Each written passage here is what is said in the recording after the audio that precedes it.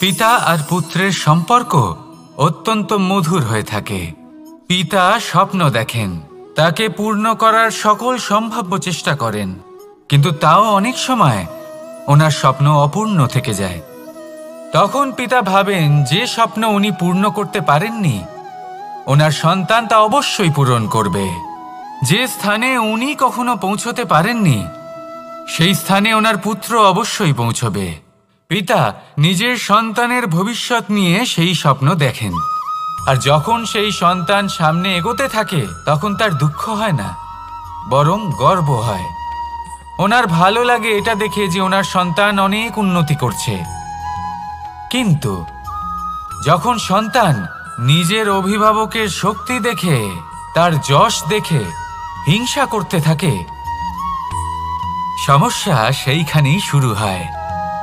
সেই জন্য সকল সন্তানকে এটা মনে রাখতে হবে, দেখুন, পুত্র হবার সুবাদে, এক সন্তান হবার সুবাদে এটা হলো আপনার অধিকার যে আপনি আপনার পিতার থেকে বেশি উন্নতি করবেন। আপনার পিতাও এটাই চান, কিন্তু সুস্থভাবে এটা করুন। একটা রেখা টেনে নিন যাতে আপনি তাতে এগোতে পারেন আর আপনার পিতার তাতে গর্ববোধ হয়, আর সেই বিষয়ে দুঃখ না হয় যে আমার সন্তান আমাকেই ছোট করার চেষ্টা করছে। ইতিহাস সাক্ষী রয়েছে, যে মানুষ অন্য কাউকে ছোট করার চেষ্টা করেছেন সেই মানুষই ছোট হয়ে গেছেন। আর আমার মনে হয় না আপনি এটা চান, কারণ কোনো একদিন আপনিও কারোর পিতা হবেন। আসুন আমার সাথে ভালোবেসে বলুন, রাধা রাধা। সাথী। সাথী এই শব্দটির ব্যাখ্যা কে কিভাবে করে? মিত্র, সখা, বন্ধু, কিন্তু অর্থ একটাই। তিনি যিনি আপনার সঙ্গী হন আর তিনি যার সাথী আপনি হন। এবার সবথেকে বড় প্রশ্ন হলো এটাই যে তিনি কে হতে পারেন যাকে আপনি আপনার সাথী বলে মেনে নিতে পারেন, নিজের সখা, নিজের মিত্র, নিজের বন্ধু মেনে নিতে পারেন। আপনার সাথী হলেন তিনি যিনি দুঃখের সময় আপনার পাশে থাকবেন, আপনার হাত ধরে থাকবেন। আপনার সাথী হলেন তিনি যার হাত আপনি নিজের সুখের দিনে ধরে থাকবেন। সেই সাথীরই হাত ধরুন যিনি দুঃখে সবসময় আপনাকে সাহায্য করার জন্য তৎপর হয়ে থাকেন, আপনার পাশে থাকেন, আর যাকে সুখের দিনে আপনি আপনার সাথে রাখতে পারেন। আর যখন আপনার সাথে আপনার এই সাথী থাকবে তখন আপনি এটা বুঝবেন যে যখন জীবনে দুঃখ আসে তখন এই দুঃখ কমে যায়, সবার মধ্যে ভাগ হয়ে যায়। আর যদি তখন সুখ আসে তাহলে সেটা সবার উপস্থিতিতে আরো বেড়ে যায়। এটাই হলো প্রেম, এটাই হলো ভালোবাসা, এটাই হলো সঙ্গ। যেমন সম্পর্ক আমার আর রাধার মাঝে। তাহলে আসুন আর আমার সাথে ভালোবেসে বলুন, রাধা রাধা। আমাদের মনে যখন কোনো প্রশ্ন ওঠে, কোনো দ্বন্দ্ব জাগে, তখন আমরা যাই আমাদের গুরুর কাছে, আমাদের আরাধ্যের কাছে গিয়ে জিজ্ঞেস করি।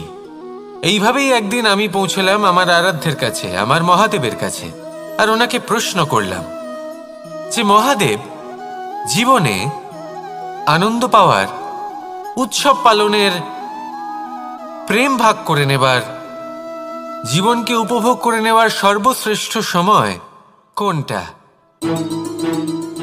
মহাদেব হাসলেন আর উনি বললেন, জীবনে উৎসব পালনের সবথেকে শ্রেষ্ঠ দিন হলো মৃত্যুর ঠিক আগের দিনটা। প্রেম ভাগ করে নেওয়ার সবথেকে শ্রেষ্ঠ মুহূর্ত হলো মৃত্যুর ঠিক আগের মুহূর্ত। জীবনকে উপভোগ করে নেওয়ার সর্বশ্রেষ্ঠ প্রহর হলো মৃত্যুর এক প্রহর পূর্বে। তখন আমি চমকে গেলাম। আমি বললাম, কিন্তু মহাদেব, মৃত্যু তো অনিশ্চিত, আমরা জানিও না কবে আমাদের মৃত্যু হবে। মহাদেব আবার হাসলেন। উনি বললেন যে যদি আমরা এভাবে জীবন কাটাই যে আমরা জীবনের প্রত্যেক দিন, প্রত্যেক মুহূর্ত, প্রত্যেক প্রহর শেষ বলে মনে করি, তাহলে আমাদের সমস্ত জীবন আনন্দের সাথেই অতিবাহিত হবে। কি বলেন? তাহলে আপনিও এই কথা মনে রাখুন আর আমার সাথে ভালোবেসে বলুন, রাধা রাধা। জীবনে অগ্রসর হওয়ার জন্য আমাদের কাকে প্রয়োজন হয়? মাতা পিতা, বন্ধু, প্রেম, সাহায্য, অর্থ, পরিশ্রম, আশা। ভিন্ন ভিন্ন মানুষ ভিন্ন ভিন্ন বিকল্প চয়ন করে। যদি আমি আপনাকে বলি তাহলে জয় আর পরাজয়ের মন্ত্র দুটো শব্দের উপর নির্ভর করে, মেনে নেওয়া আর দৃঢ় হওয়া।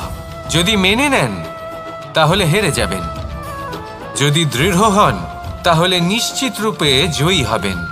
যদি কখনো আপনি ক্লান্ত হয়ে ওঠেন, আপনি দুঃখী হন, পুরোপুরি ভেঙে পড়েছেন, তখন মেনে নেবেন না যে আপনি ভেঙে পড়েছেন, নয়তো হেরে যাবেন।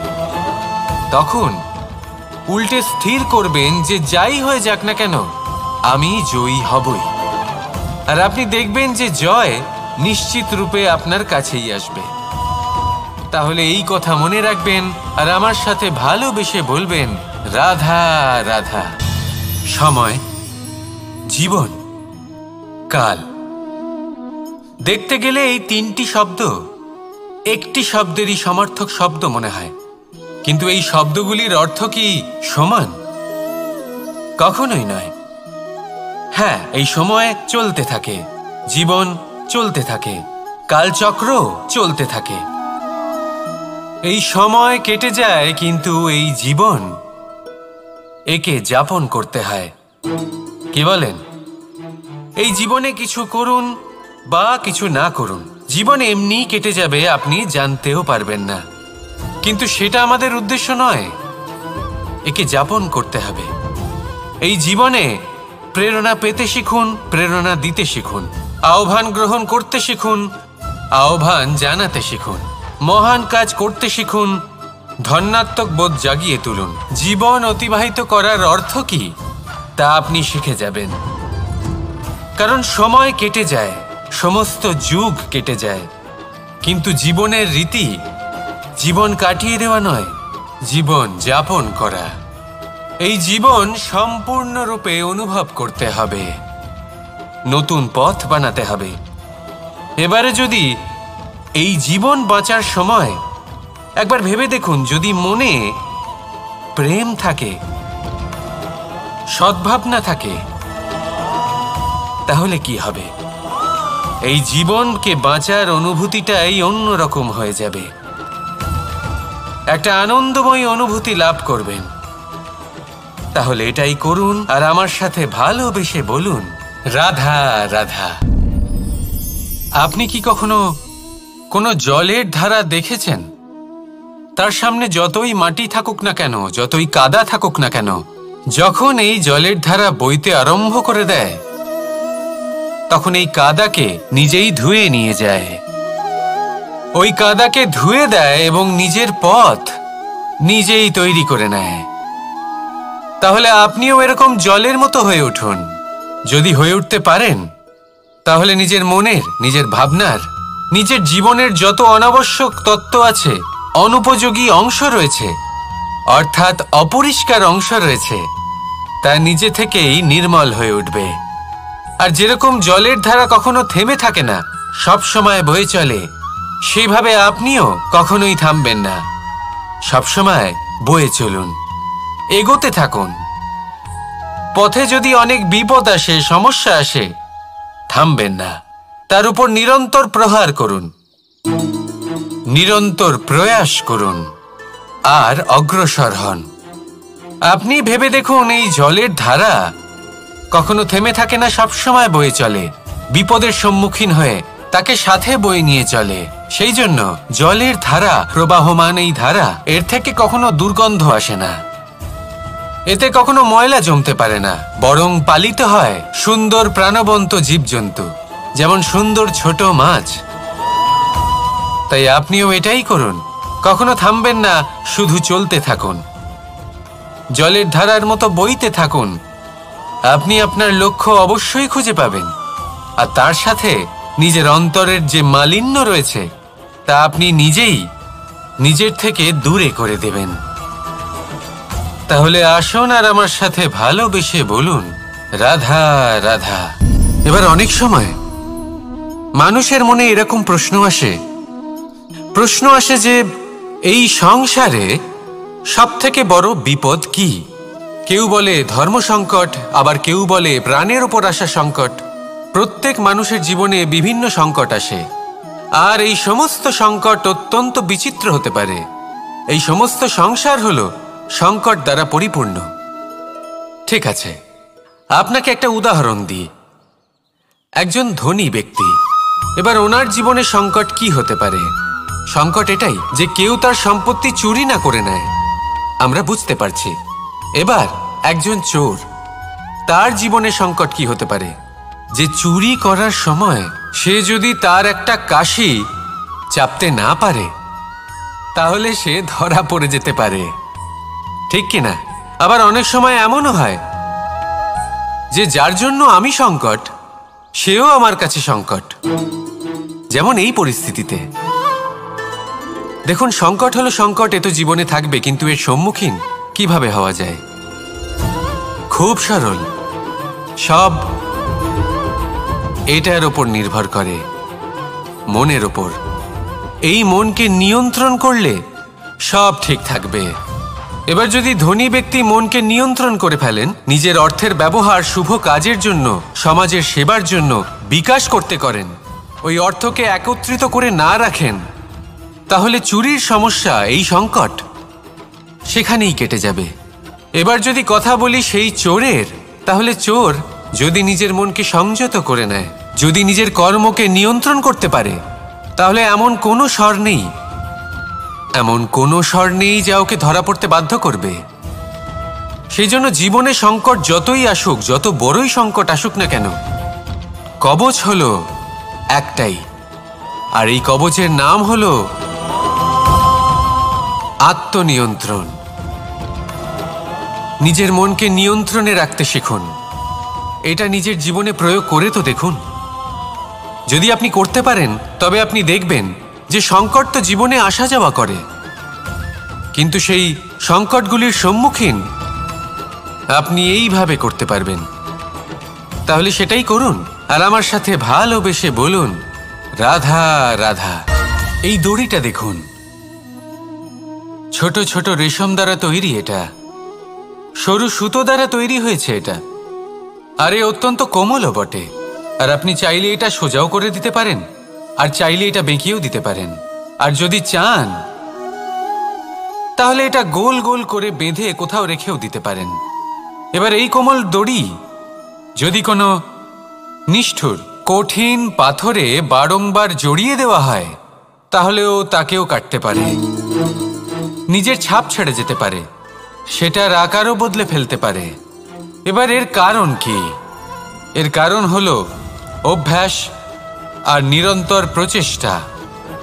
যদি আপনিও চেষ্টা করেন আর নিরন্তর কর্ম করে যান, তাহলে আপনার প্রারব্ধ পাথরের মতো কঠিনই হোক না কেন, তাতে ভাঙন ধরিয়েও আপনি নিজের লক্ষ্যে অবশ্যই পৌঁছতে পারবেন। একটা গুরুত্বপূর্ণ কথা মনে রাখবেন, সুকর্মের অভ্যাস আর নিরন্তর প্রয়াস, এই হলো সাফল্যের মন্ত্র। তাহলে জীবনে এই মন্ত্র আনুন, আর আমার সাথে ভালোবেসে বলুন, রাধা রাধা। বসন্ত ঋতু, এই সময় মন আনন্দে ভরে থাকে। এমন মনে হয় যেন আমরা আকাশে বিচরণ করতে চলে যাই, কিন্তু সেটা তো সম্ভব নয়। সেই জন্য হয়তো আমরা ঘুড়ি ওড়াই, এই ঘুড়িকে নিজেদের প্রতিরূপ মনে করে। এবার অনেক মানুষ আছেন যারা ঘুড়ি ওড়ান, কিন্তু এই কর্মের সারমর্ম কি সেটা কজন বুঝতে পারেন? আপনি এটা মনে করুন যে আপনি হলেন সেই ঘুড়ি, আর এই সুতো যিনি ধরে রয়েছেন তিনি হলেন পরমাত্মা। আর এই সুতো যেখান থেকে শুরু হয়, সেই লাটাই হলো আমাদের কর্মচক্র। এবার আপনি নিজেই অনুমান করুন যে এই উড়ান কার ওপর নির্ভরশীল? পরমাত্মার ওপর আর আপনার কর্মের ওপর। যদি পরমাত্মা আপনার হাত ধরে থাকেন, আপনার সাথে থাকেন, যদি আপনি শুভ কর্ম করতে থাকেন, আপনি এই আকাশে উড়তে থাকবেন। কিন্তু কোথাও কোথাও যদি পরমাত্মার সাথে এই বন্ধন ছিন্ন হয়, আপনার কর্মচক্র খারাপ হয়ে যায় বা থেমে যায়, তাহলে আপনার এই ঘুড়ি কেটে যাবে আর দূরে কোনো গাছের ডালে গিয়ে আটকে যাবে। তাই শুধুমাত্র ঘুড়ি ওড়াবেন না, তার থেকে শিখুন। পরমাত্মার সাহচর্যে থাকুন, সবসময় শুভ কর্ম করতে থাকুন, আর সবসময় এই আকাশে উড়তে থাকুন। আসুন আর আমার সাথে ভালোবেসে বলুন, রাধা। নিয়তি। রাধা আমাকে বলে, কৃষ্ণ, যদি তুমি জানো যে নিয়তিতে কি আছে, তাহলে তাকে বদলে দাও না কেন? মহাদেব আমাকে বলেন যে শ্রীকৃষ্ণ, যদি আপনি এটা জানেন যে সাম্বের নিয়তি এটাই, তাহলে আপনি তাকে বদলানোর চেষ্টা কেন করেন? কেন? কারণ আমি একজন পিতা, আর পিতার কর্তব্য এটাই, তিনি যেন সম্ভাব্য সব চেষ্টা করেন নিজের সন্তানের মঙ্গলের জন্য। নিয়তি আমি জানি, কিন্তু এটাও আমি জানি যে কর্মের থেকে বড় আর কোনো নিয়তি হতে পারে না। অভিজ্ঞতাও রয়েছে যে কর্মের হাতে নিয়তির এই চক্র বদলে যেতে পারে। তাই জীবনে যদি আপনার কখনো এমন মনে হয় যে এটা তো অসম্ভব, তখনও চেষ্টা করা কখনোই ছাড়বেন না। কে বলতে পারে আপনারই কর্মের কোনো এক বীজ হয়তো নিয়তির চাকায় আটকে গেল, আর নিয়তিকে নিজের পথ পাল্টাতে হলো, ঠিক কি না? সেই জন্য নিয়তিকে ভাগ্য মেনে নিয়ে চুপ করে বসে থাকবেন না। নিজের নিয়তি স্বয়ং নিজের কর্মের দ্বারা নির্ধারিত করুন, কারণ আপনার এই কর্মের ওপরেই আপনার অধিকার রয়েছে, আর এই অধিকারকে নিয়তি অনেক সময় সম্মানও করে। তাহলে আসুন আর আমার সাথে ভালোবেসে বলুন, রাধা রাধা। শক্তি এক অত্যন্ত বিচিত্র বস্তু, বা বলতে পারেন অনুভূতি। পিতা সবসময় চান যেন তিনি তার শক্তি পুত্রকে সঁপে দিতে পারেন, যাতে সে শক্তিশালী হয়, যাতে তার মঙ্গল হয়। তার পুত্র সবসময় চায় যাতে সে পিতার সেই শক্তি লাভ করে, কিন্তু সেই শক্তি লাভ করার জন্য পুত্র হওয়া যথেষ্ট নয়, যোগ্য পাত্র হতে হয়। আসুন আপনাকে সহজে বোঝাই। যদি আপনি সুপাত্র হন আর আপনাকে শক্তি দেওয়া হয়, তাহলে আপনি সেই শক্তির গুরুত্ব বুঝবেন, কোথায় সেই শক্তি প্রয়োগ করা উচিত সেটা বুঝবেন। আর এটা যেহেতু অর্জন করা শক্তি হবে, সেই শক্তির অপব্যবহার হবে না। কিন্তু যদি এই আপনি কুপাত্র হন আর যদি আপনাকে এই শক্তি দেওয়া হয়, তাহলে কি হবে? দেখতে গেলে এই শক্তি আপনি দান হিসেবে পেয়েছেন, তাই না আপনি এই শক্তির গুরুত্ব বুঝবেন, আর না এর প্রয়োগ আপনি জানবেন। তার অপব্যবহার হওয়া সুনিশ্চিত। তাই যদি আপনি কোনো শক্তি অর্জন করতে চান, তাহলে আগে তার যোগ্য হয়ে উঠুন। পুত্র নয়, পাত্র হয়ে উঠুন। আর আমার সাথে ভালোবেসে বলুন, রাধা রাধা। কথায় আছে, প্রত্যেক পুত্র তার পিতার প্রতিচ্ছবি হয়, আর সমস্ত প্রতিচ্ছবি চায় যেন সে তার অস্তিত্ব প্রাপ্ত করতে পারে। পুত্র চায় সে যেন তার পিতার মতো হয়, বা কখনো কখনো তার থেকেও শ্রেষ্ঠ হয়। সেটা কোনো অনুচিত ব্যাপার নয়। অনুচিত তখন হয় যখন পুত্র নিজের পিতার মতো হবার স্বপ্ন পূরণ করতে গিয়ে বা তার থেকেও শ্রেষ্ঠ হওয়ার স্বপ্ন পূরণে অনুচিত পথের আশ্রয় নেয়। কারণ তারপরে সে তার পিতার গুণগুলি আত্মসাৎ করতে চায় না। সে শুধুই এটা চায় যে সংসারের চোখে যেন আমি শ্রেষ্ঠ প্রমাণিত হই। এটা অনুচিত। সংসারে এমন অনেক মানুষ আছেন যারা এই কারণে শ্রেষ্ঠ হওয়ার চেষ্টা করেন যাতে তার পরিবারের তার পিতার সম্মান বৃদ্ধি পায়। এমনও মানুষ থাকেন, আর এটাই হলো পার্থক্য উদ্দেশ্যের। মনে রাখবেন, যদি আপনার উদ্দেশ্য শুভ হয় তাহলে পথও শুভ হবে, যদি আপনার উদ্দেশ্য অশুভ হয় তাহলে পথও অশুভ হবে। তাহলে নিজের পিতার মতো হবার চেষ্টা অবশ্যই করুন, তার থেকেও শ্রেষ্ঠ হওয়ার চেষ্টা অবশ্যই করুন, কিন্তু মনে রাখবেন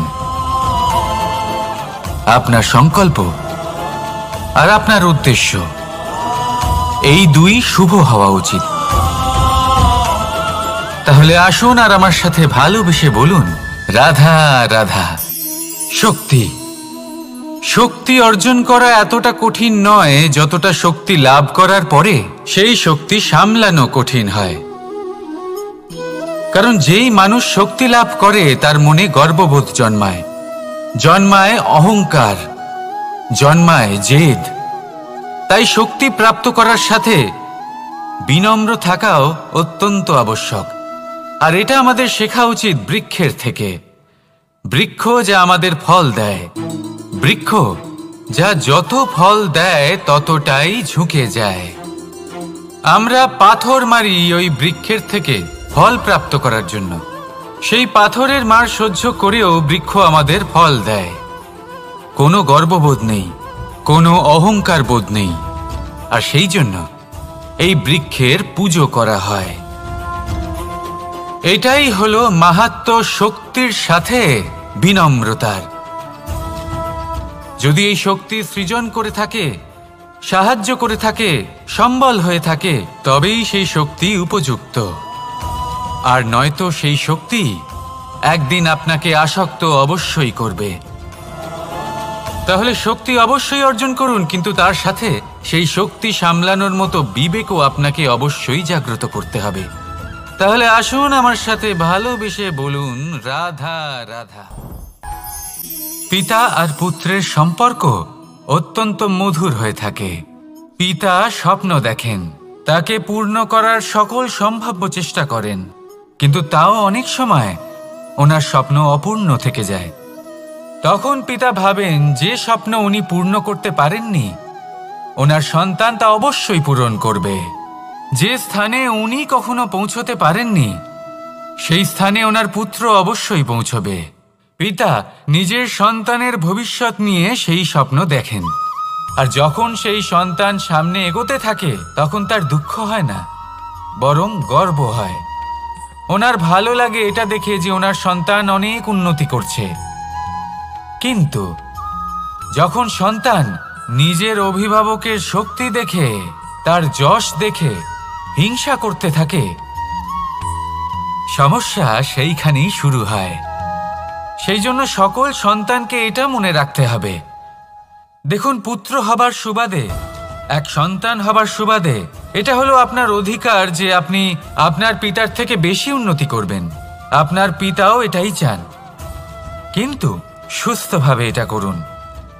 একটা রেখা টেনে নিন, যাতে আপনি তাতে এগোতে পারেন আর আপনার পিতার তাতে গর্ববোধ হয়। আর সেই বিষয়ে দুঃখ না হয় যে আমার সন্তান আমাকেই ছোট করার চেষ্টা করছে। ইতিহাস সাক্ষী রয়েছে, যে মানুষ অন্য কাউকে ছোট করার চেষ্টা করেছেন, সেই মানুষই ছোট হয়ে গেছেন।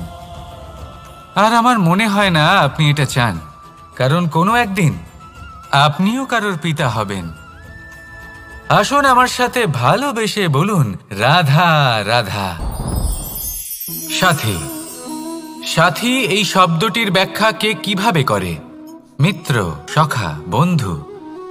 কিন্তু অর্থ একটাই, তিনি যিনি আপনার সঙ্গী হন আর তিনি যার সাথী আপনি হন। এবার সবথেকে বড় প্রশ্ন হলো এটাই যে তিনি কে হতে পারেন যাকে আপনি আপনার সাথী বলে মেনে নিতে পারেন, নিজের সখা, নিজের মিত্র, নিজের বন্ধু মেনে নিতে পারেন।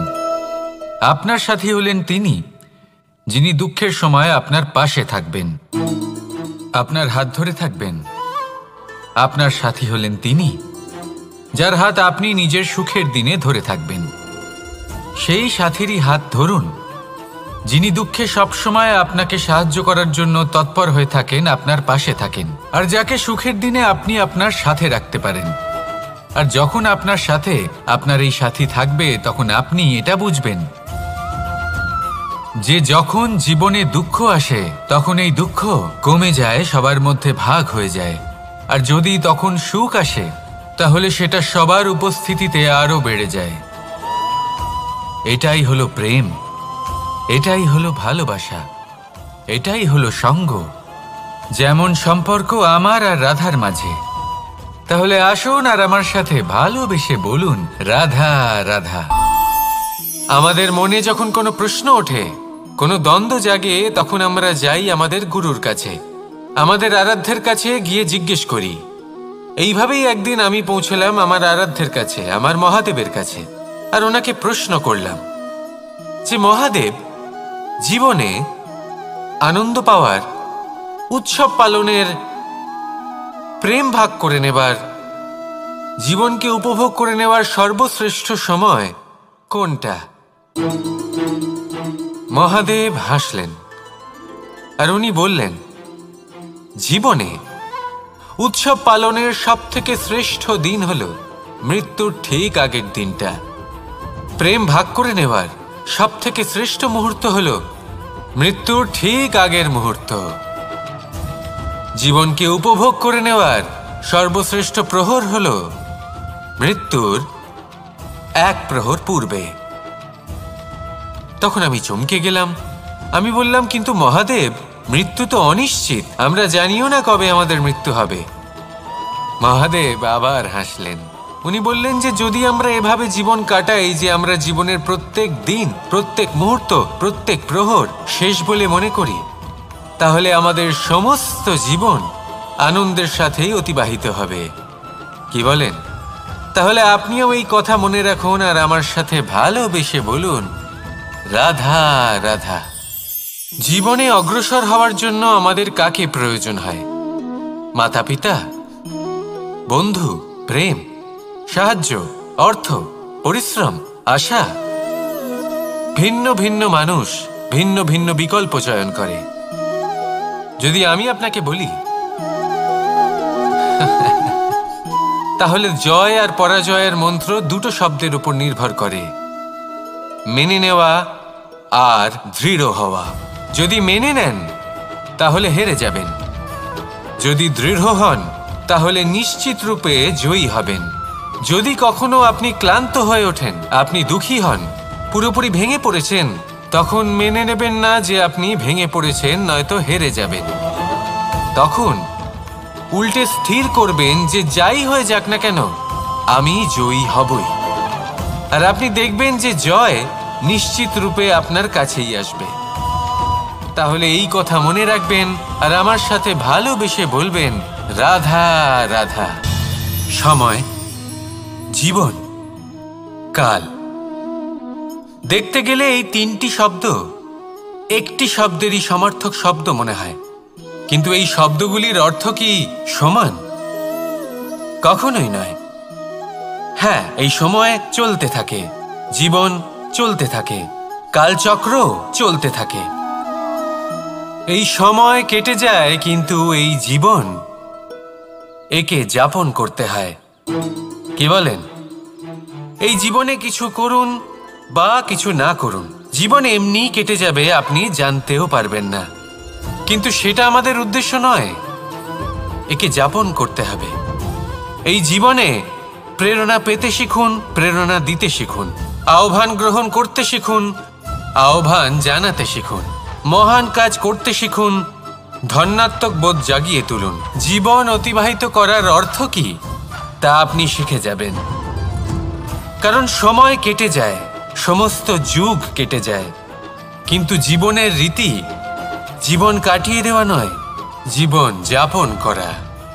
এই জীবন সম্পূর্ণরূপে অনুভব করতে হবে, নতুন পথ বানাতে হবে। এবারে যদি এই জীবন বাঁচার সময় একবার ভেবে দেখুন, যদি মনে প্রেম থাকে, সদ্ভাবনা থাকে, তাহলে কি হবে? এই জীবনকে বাঁচার অনুভূতিটাই অন্যরকম হয়ে যাবে, একটা আনন্দময় অনুভূতি লাভ করবেন। তাহলে এটাই করুন আর আমার সাথে ভালোবেসে বলুন, রাধা রাধা। আপনি কি কখনো কোনো জলের ধারা দেখেছেন? তার সামনে যতই মাটি থাকুক না কেন, যতই কাদা থাকুক না কেন, যখন এই জলের ধারা বইতে আরম্ভ করে দেয়, তখন এই কাদাকে নিজেই ধুয়ে নিয়ে যায়। ওই কাদাকে ধুয়ে দেয় এবং নিজের পথ নিজেই তৈরি করে নেয়। তাহলে আপনিও এরকম জলের মতো হয়ে উঠুন।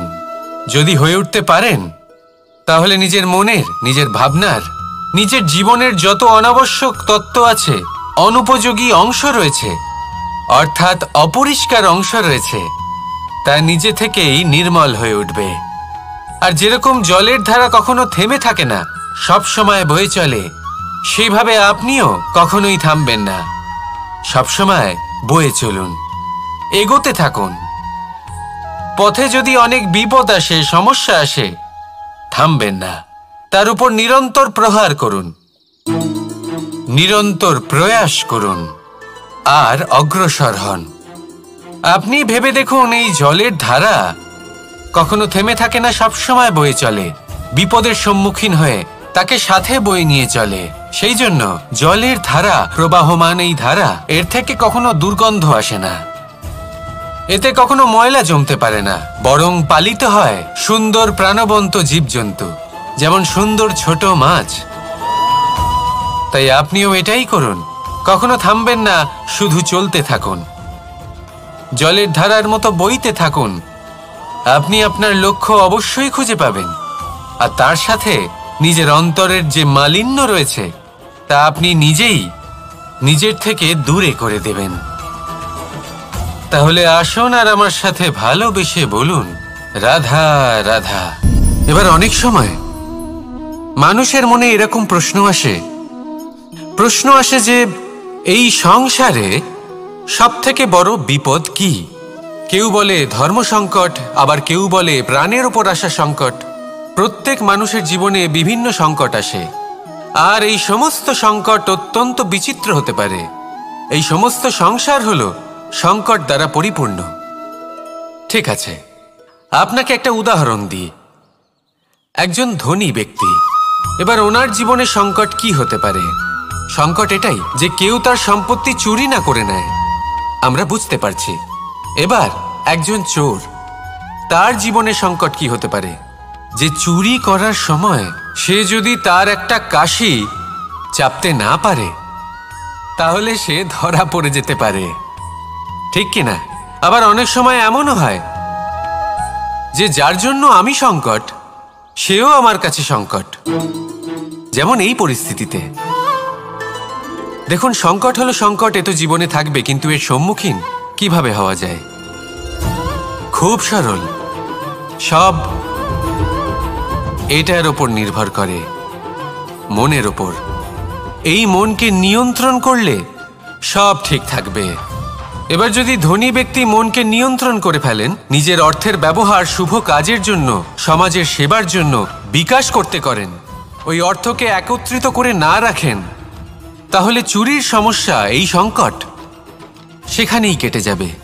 এবার যদি কথা বলি সেই চোরের, তাহলে চোর যদি নিজের মনকে সংযত করে নেয়, যদি নিজের কর্মকে নিয়ন্ত্রণ করতে পারে, তাহলে এমন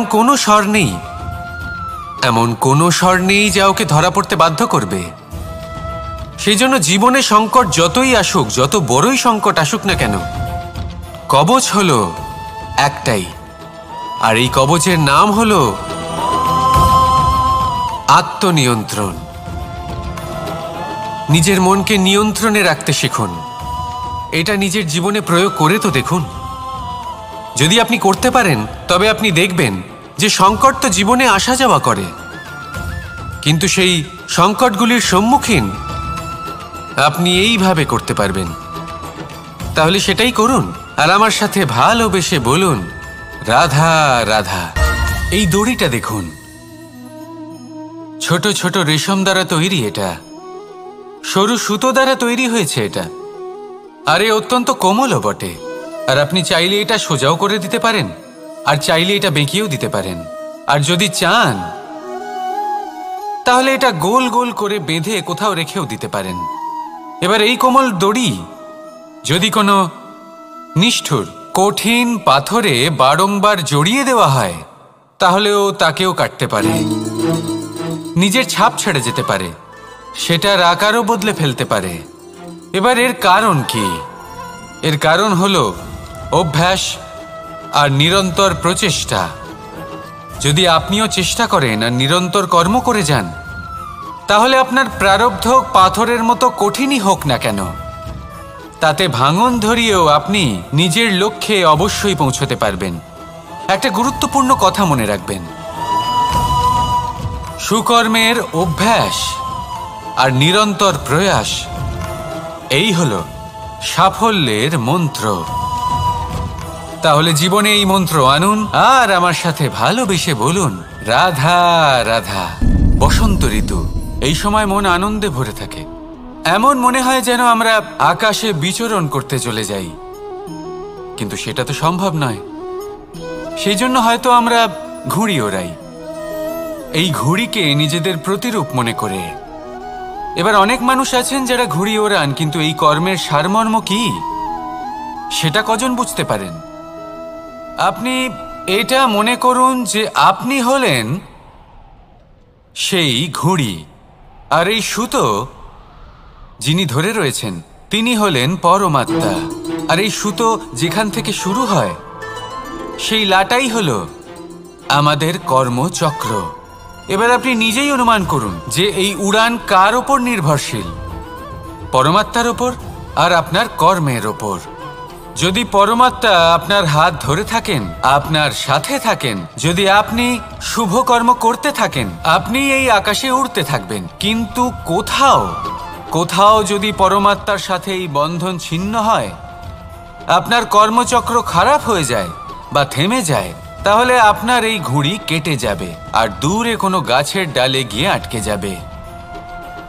তাই শুধুমাত্র ঘুড়ি ওড়াবেন না, তার থেকে শিখুন, পরমাত্মার সাহচর্যে থাকুন, সবসময় শুভ কর্ম করতে থাকুন আর সবসময় এই আকাশে উড়তে থাকুন। আসুন আর আমার সাথে ভালোবেসে বলুন, রাধা। নিয়তি। রাধা আমাকে বলে, কৃষ্ণ, যদি তুমি জানো যে নিয়তিতে কি আছে, তাহলে তাকে বদলে দাও না কেন? মহাদেব আমাকে বলেন যে শ্রীকৃষ্ণ, যদি আপনি এটা জানেন যে সাম্বের নিয়তি এটাই, তাহলে আপনি তাকে বদলানোর চেষ্টা কেন করেন? কেন? কারণ আমি একজন পিতা, আর পিতার কর্তব্য এটাই, তিনি যেন সম্ভাব্য সব চেষ্টা করেন নিজের সন্তানের মঙ্গলের জন্য। নিয়তি আমি জানি, কিন্তু এটাও আমি জানি যে কর্মের থেকে বড় আর কোনো নিয়তি হতে পারে না।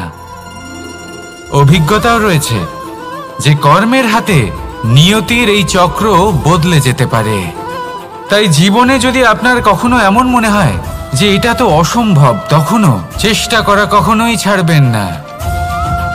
কে বলতে পারে আপনারই কর্মের কোনো এক বীজ হয়তো নিয়তির চাকায় আটকে গেল আর নিয়তিকে নিজের পথ পাল্টাতে হলো, ঠিক কি না? সেই জন্য নিয়তিকে ভাগ্য মেনে নিয়ে চুপ করে বসে থাকবেন না। নিজের নিয়তি স্বয়ং নিজের কর্মের দ্বারা নির্ধারিত করুন, কারণ আপনার এই কর্মের ওপরেই আপনার অধিকার রয়েছে। আর এই অধিকারকে নিয়তি অনেক সময় সম্মানও করে। তাহলে আসুন আর আমার সাথে ভালোবেসে বলুন, রাধা রাধা। শক্তি এক অত্যন্ত বিচিত্র বস্তু, বা বলতে পারেন অনুভূতি। পিতা সবসময় চান যেন তিনি তার শক্তি পুত্রকে সঁপে দিতে পারেন, যাতে সে শক্তিশালী হয়, যাতে তার মঙ্গল হয়। তার পুত্র সবসময় চায় যাতে সে পিতার সেই শক্তি লাভ করে, কিন্তু সেই শক্তি লাভ করার জন্য পুত্র হওয়া যথেষ্ট নয়, যোগ্য পাত্র হতে হয়। আসুন আপনাকে সহজে বোঝাই। যদি আপনি সুপাত্র হন আর আপনাকে শক্তি দেওয়া হয়, তাহলে আপনি সেই শক্তির গুরুত্ব বুঝবেন, কোথায় সেই শক্তি প্রয়োগ করা উচিত সেটা বুঝবেন। আর এটা যেহেতু অর্জন করা শক্তি হবে, সেই শক্তির অপব্যবহার হবে না। কিন্তু যদি এই আপনি কুপাত্র হন আর যদি আপনাকে এই শক্তি দেওয়া হয়, তাহলে কি হবে? দেখতে গেলে এই শক্তি আপনি দান হিসেবে পেয়েছেন, তাই না আপনি এই শক্তির গুরুত্ব বুঝবেন আর না এর প্রয়োগ আপনি জানবেন। তার অপব্যবহার হওয়া সুনিশ্চিত। তাই যদি আপনি কোনো শক্তি অর্জন করতে চান, তাহলে আগে তার যোগ্য হয়ে উঠুন, পুত্র নয় পাত্র হয়ে উঠুন। আর আমার সাথে ভালোবেসে বলুন, রাধা রাধা। কথায় আছে, প্রত্যেক পুত্র তার পিতার প্রতিচ্ছবি হয়, আর সমস্ত প্রতিচ্ছবি চায় যেন সে তার অস্তিত্ব প্রাপ্ত করতে পারে। পুত্র চায় সে যেন তার পিতার মতো হয়, বা কখনো কখনো তার থেকেও শ্রেষ্ঠ হয়। সেটা কোনো অনুচিত ব্যাপার নয়। অনুচিত তখন হয় যখন পুত্র নিজের পিতার মতো হবার স্বপ্ন পূরণ করতে গিয়ে বা তার থেকেও শ্রেষ্ঠ হওয়ার স্বপ্ন পূরণে অনুচিত পথের আশ্রয় নেয়। কারণ তারপরে সে তার পিতার গুণগুলি আত্মসাৎ করতে চায় না। সে শুধুই এটা চায় যে সংসারের চোখে যেন আমি শ্রেষ্ঠ প্রমাণিত হই। এটা অনুচিত। সংসারে এমন অনেক মানুষ আছেন যারা এই কারণে শ্রেষ্ঠ হওয়ার চেষ্টা করেন যাতে তার পরিবারের, তার পিতার সম্মান বৃদ্ধি পায়। এমনও মানুষ থাকেন, আর এটাই হলো পার্থক্য উদ্দেশ্যের। মনে রাখবেন, যদি আপনার উদ্দেশ্য শুভ হয় তাহলে পথও শুভ হবে, যদি আপনার উদ্দেশ্য অশুভ হয় তাহলে পথও অশুভ হবে। তাহলে নিজের পিতার মতো হবার চেষ্টা অবশ্যই করুন, তার থেকেও শ্রেষ্ঠ হওয়ার চেষ্টা অবশ্যই করুন, কিন্তু মনে রাখবেন আপনার সংকল্প আর আপনার উদ্দেশ্য এই দুই শুভ হওয়া উচিত। তাহলে আসুন আর আমার সাথে ভালোবেসে বলুন, রাধা রাধা।